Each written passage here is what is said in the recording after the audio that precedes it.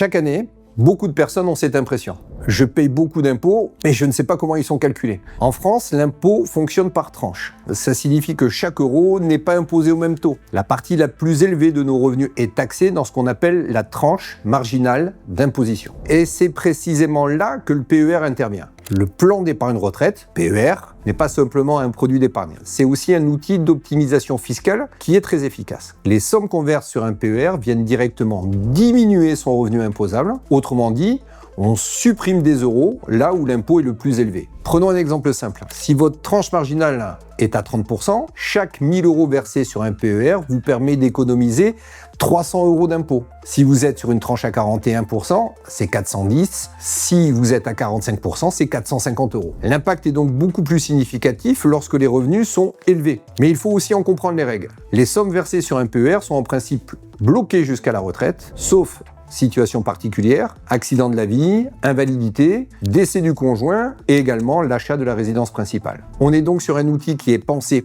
pour le long terme à intégrer dans une stratégie globale. Pour les personnes qui paient beaucoup d'impôts et qui souhaitent transformer une partie de cette fiscalité en épargne retraite, le PER peut être un levier particulièrement pertinent. Au fond, la vraie question n'est pas est-ce que je devrais ouvrir un PER, mais plutôt est-ce que j'utilise aujourd'hui les bons outils pour préparer efficacement ma retraite.